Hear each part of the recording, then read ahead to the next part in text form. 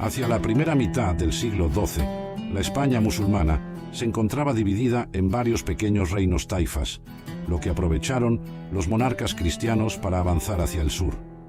Pero desde África llegaron los almohades, que son los que reconocen la unidad de Dios, mucho más radicales y puristas que los andalusíes.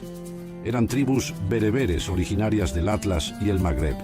Este imperio se extendía desde Marruecos hasta el norte de Mauritania, llegando hasta la actual Libia y el Al-Ándalus. Su capital era Marrakech, pero fue Sevilla el principal centro administrativo. Hacia 1146, al llegar a la península, forzaron una progresiva unificación política que hizo retroceder a los cristianos hasta el Tajo. Ante este imperio, Castilla fue la que más amenazada se vio, pues por aquellos años, tras la muerte de Alfonso VII en 1157, León se separó de Castilla. Las retiradas cristianas alcanzaron su punto más bajo en 1195, tras la desastrosa derrota de Alarcos, cerca de Ciudad Real, donde el rey castellano Alfonso VIII, en un acto de imprudencia, atacó a los almohades cayendo en sus tácticas de escaramuza, sin esperar a los ejércitos de Aragón y Navarra, que estaban en camino, y vio a su ejército casi aniquilado. El vencedor, el califa Yusuf II, adoptó el nombre de Al-Mansur, el victorioso, y de vuelta a Sevilla, dio impulso al levantamiento de la Giralda con el botín de la batalla. Tras la batalla, los almorávides llegaron hasta las proximidades de Toledo, pero se concretó en 1197 una tregua de 10 años que le dio un respiro a Castilla. Cuando se terminó la tregua, las incursiones y escaramuzas se reanudaron, pero Alfonso VIII quería vengar su derrota en Alarcos. Aquí aparece el arzobispo de Toledo, Rodrigo Jiménez de Rada, quien hacía tiempo abogaba por una unión entre los reinos cristianos y logró que el Papa Inocencio III proclamara la cruzada contra los almohades en 1212, atrayendo así un considerable flujo de voluntarios venidos de toda Europa, conocidos como los ultramontanos, con algún apoyo económico y la participación de Pedro II de Aragón con su ejército. Eran alrededor de 100.000 hombres.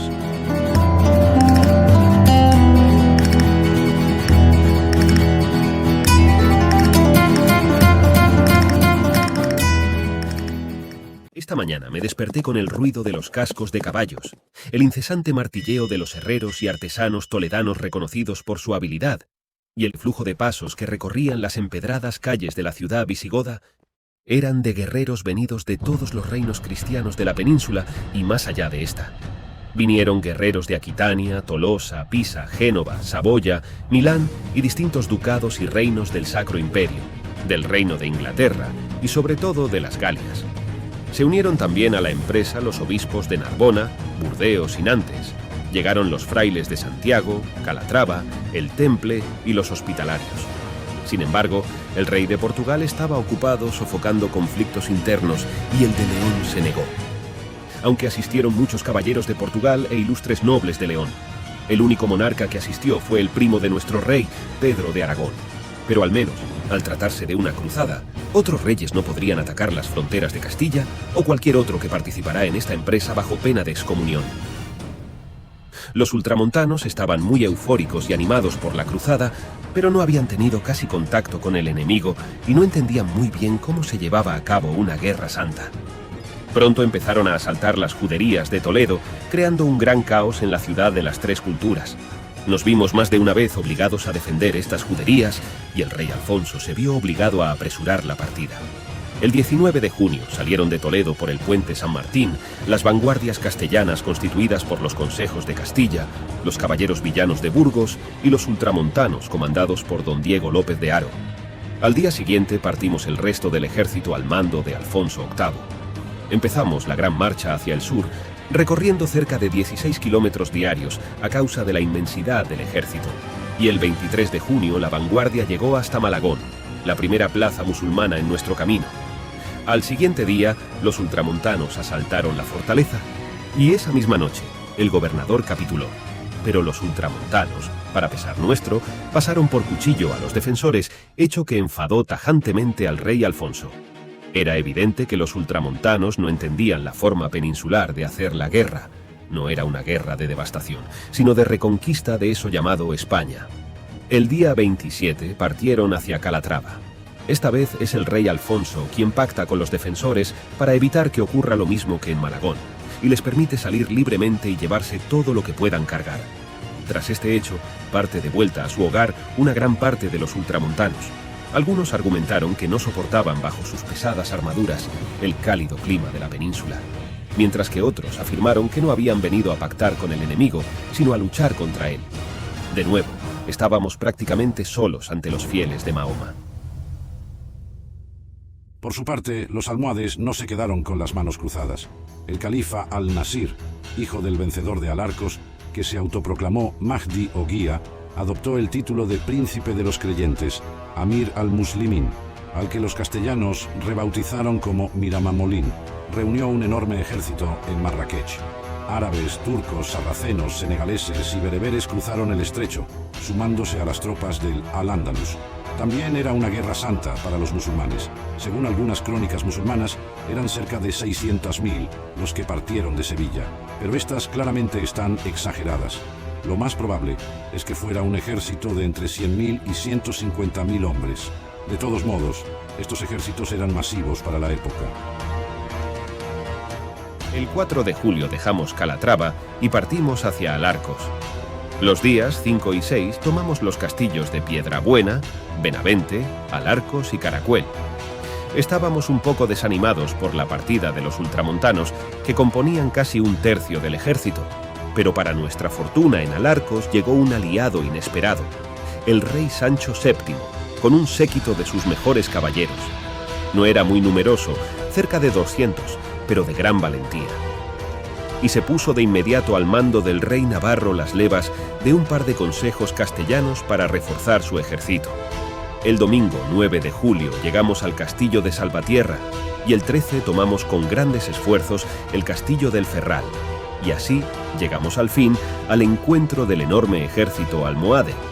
Este muy astutamente se puso a la defensiva en una posición muy ventajosa para sí, cerrando a su vez con fortines bien defendidos todos los pasos hacia su posición, haciendo posible cruzarlos únicamente tras una desastrosa carnicería.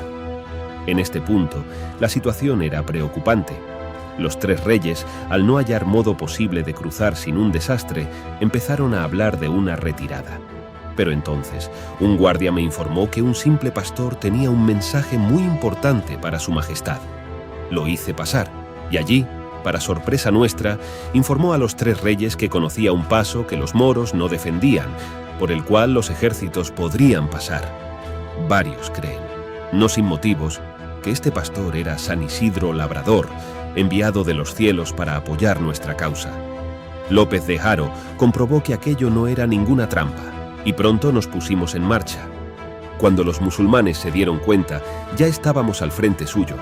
Los almohades enviaron un grupo de caballería para evitar que montáramos el campamento, pero tras una dura lucha, la vanguardia, gracias a Dios, logró repelerlos, y el ejército enemigo salió a campo abierto, apostando su ejército en la cima de una colina de difícil subida. Para suerte de los cristianos, el terreno no era el ideal para el tornafulle, una táctica muy usada por los ejércitos andaluces, bereberes y en general por los siervos de Alá, que consiste en hostigar con arqueros montados y otras unidades ligeras para luego simular una huida y desorganizar a las tropas enemigas, realizando una carga envolvente sobre sus perseguidores, derrotándolos. El Miramamolín intentó durante 2 días provocarnos con escaramuzas, pero Alfonso había aprendido de su derrota en Al-Arcos y sin afanes decidió posponer la batalla hasta 2 días más tarde, el 16 de julio. Cuando estuviéramos descansados. El domingo, todos los obispos, precedidos por el arzobispo don Rodrigo Jiménez de Rada, pasaron de campamento en campamento predicando palabras que consolaron los agobiados corazones de los soldados. Al día siguiente, me levanté con los gritos del pregonero que gritaba: ¡Aprestaos para el combate del Señor! Con la ayuda de mi escudero, me puse la armadura que hace años en mi juventud me dio mi padre y tomé la espada que un día le perteneció. Celebramos los santos misterios del Señor y recibida la confesión y los santos sacramentos, monté mi caballo, tomé mi lanza y nos dispusimos para presentar batalla. La vista del ejército enemigo era espantosa, era indudablemente superior al nuestro, Después algunos dirían que el Miramamolín estaba tan seguro del poderío del ejército que había reunido que le prometió a sus hombres llevarlos hasta las puertas de la misma Roma, donde sus caballos beberían de las aguas del Tíber. En los llanos de la Losa o las Navas de Tolosa, cerca de Santa Elena, se desplegó el ejército cruzado en 3 grandes cuerpos. En el centro se situaba el ejército dirigido por Alfonso VIII de Castilla y el arzobispo Rodrigo Jiménez. En el flanco izquierdo se situaron las tropas aragonesas comandadas por Pedro II, junto con los obispos de Barcelona y Tarazona. En el flanco derecho se situó el ejército de Sancho VII de Navarra y algunas levas castellanas. A su vez, en la vanguardia se situó el señor de Vizcaya, don Diego López de Haro, junto con los caballeros ultramontanos y voluntarios venidos por la cruzada.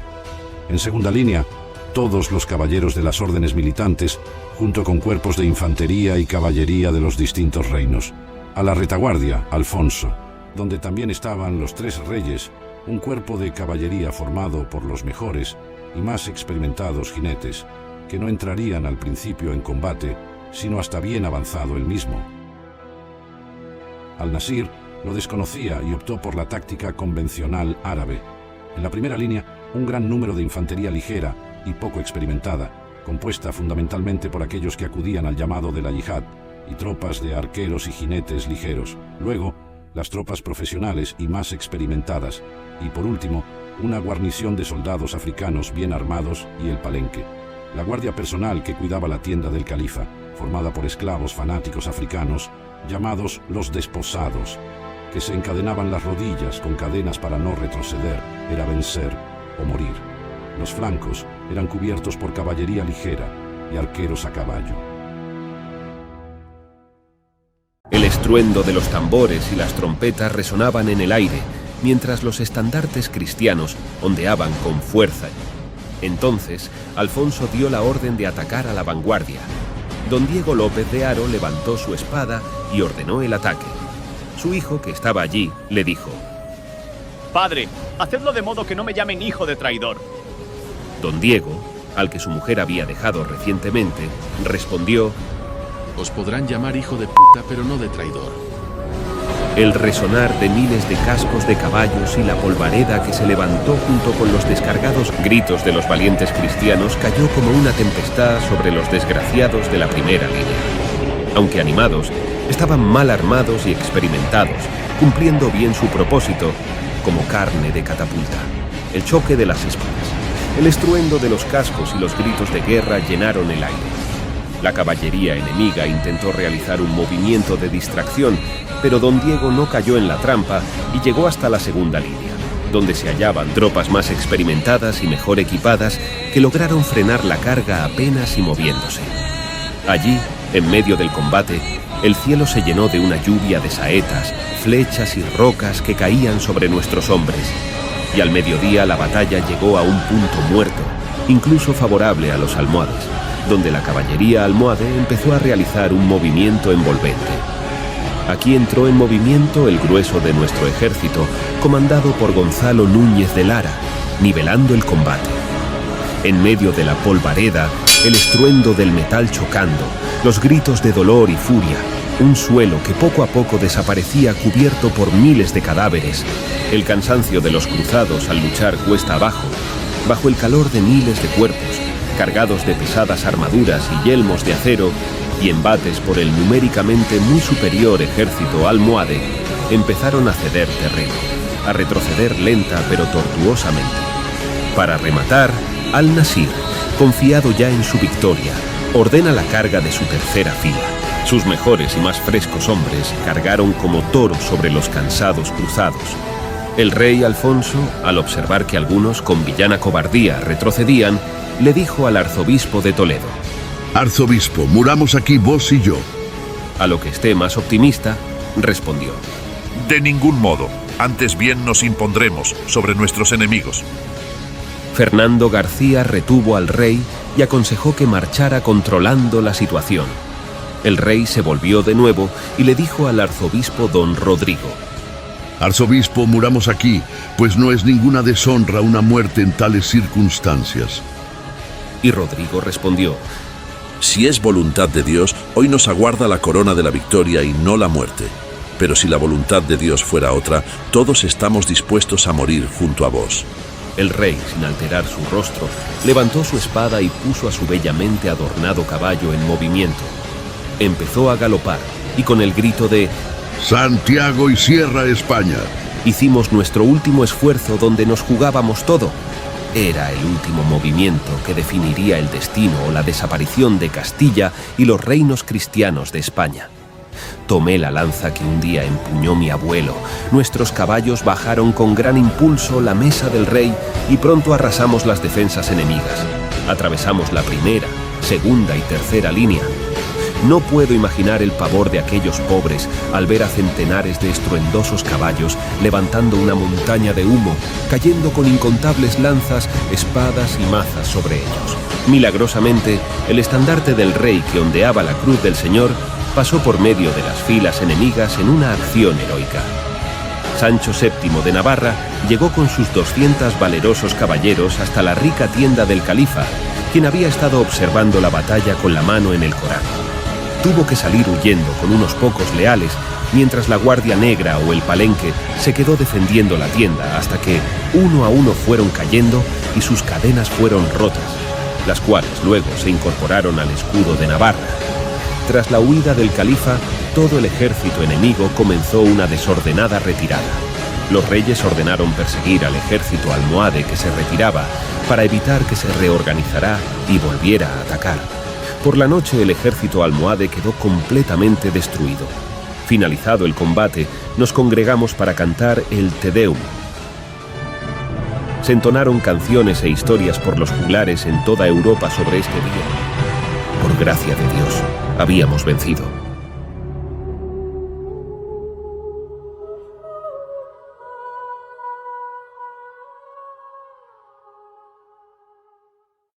El botín fue inmenso. Los estandartes de los vencidos se trasladaron a la Catedral de Toledo y al Monasterio de las Huelgas de Burgos, mientras que las cadenas se llevaron a Navarra y pasaron a formar parte de su escudo. La tienda del califa se envió al Papa Inocencio III. Tras la batalla, se capturaron los castillos de Vilches, Baños y Tolosa. Luego cayeron Úbeda, Baeza y Jaén, pero el ejército, acosado por el cansancio y la peste que empezaban a hacer estragos, se vio forzado a volver. Al-Nasir se refugió en Marrakech, donde poco después moriría a manos de sus vasallos. El enorme coloso con pies de barro del imperio almohade desapareció tan rápido como se había formado, derrumbándose al poco tiempo de la derrota. El rey Alfonso de Castilla murió a los 2 años de la victoria, en 1214, y Pedro II de Aragón 1 año después, en batalla. Por el contrario, Sancho VII de Navarra sobrevivió hasta 1234. Aunque la batalla no supuso grandes avances territoriales, sí fue de enorme importancia. Tras la batalla, los musulmanes nunca más llevaron la iniciativa en la reconquista y solo se resignaron a defender e ir cediendo poco a poco terreno a los reinos cristianos, que ganaron gran importancia. La puerta del Guadalquivir quedó abierta por primera vez en 5 siglos. Tan solo 5 siglos antes, se libró la batalla de Covadonga, por la cual nacieron los reinos cristianos y se salvaría España de la desaparición total. Puedes verlo aquí.